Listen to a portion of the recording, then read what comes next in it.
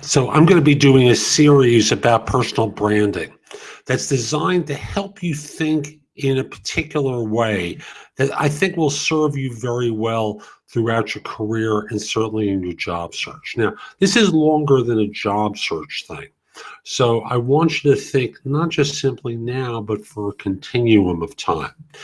And whether you're 22 or 62, you can start this exercise. And I say that I'm going to speak to the 62-year-old here.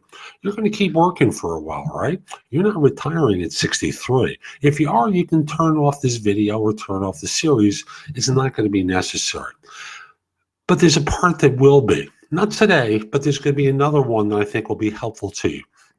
So I'm going to encourage you, take the process, again, whether you're 22, 62, or any place in the middle, and start thinking in these ways, because Lord knows when we go to the supermarket and we buy stuff, we're being attracted by brands. We're being drawn to for particular labels. And if you don't believe me, let me give you a simple example. When you buy laundry detergent, do you pick up the box or the bottle? And again, there's going to be a difference there, and that's part of the branding. And look at the ingredients and go, the interrelationship of these chemicals is going to be far better for my laundry than these chemicals. Of course not. You only look at the fact that, there's a certain price, that there's a certain look.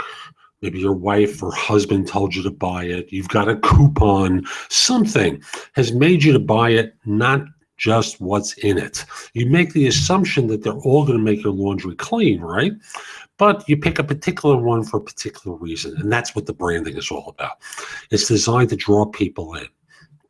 So, basically, in the job market today, over the course of your career, it's difficult to stand out. Now, you may think it's easy from a social media perspective, but it's tough getting through the noise there.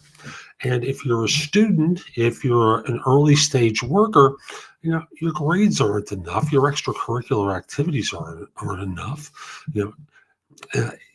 Everyone or a lot of people are being conditioned that they have to have great grades and great extracurricular stuff and terrific internships in order to stand out. And that's just, the entry point. If you're an older worker, it's not just enough to do a good job in order to find work.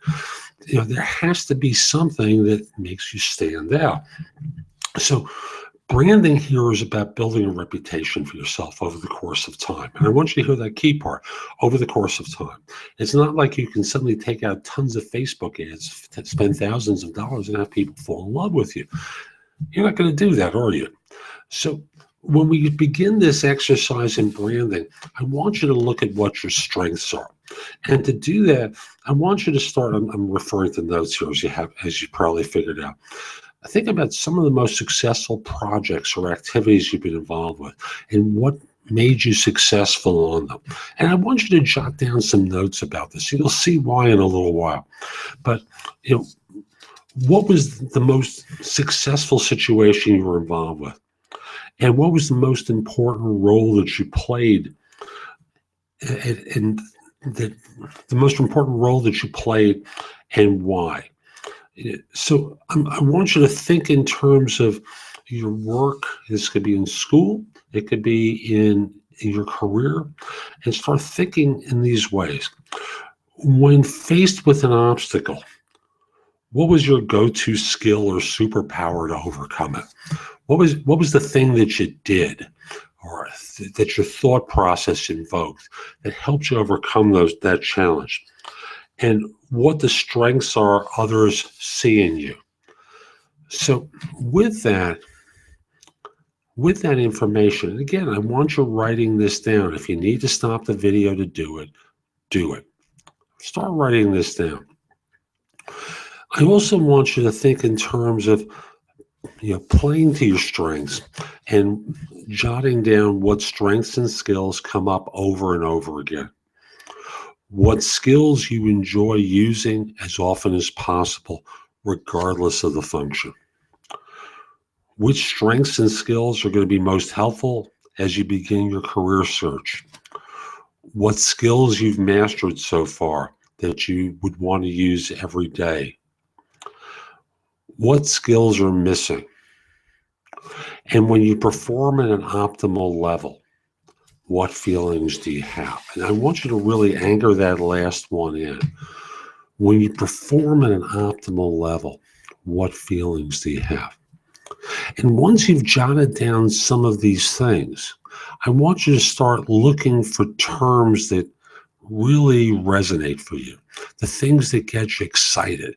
When you remember back in time or you think about your work, I want you to look at some of the ones that really make sense for you and circle them on the sheet of paper. Look for 3 or 4 words that really resonate for you for when you're playing at your best, when you're working at your best and performing at your highest level, and you really feel excited. And when you have them, I want you to combine them into what I'll call a power pattern. Things that you can refer to uh, as a reminder of you and what you're aspiring to in each situation. So for me, for example, a power pattern that I use is bold, spirited leadership. And yours is going to be completely different.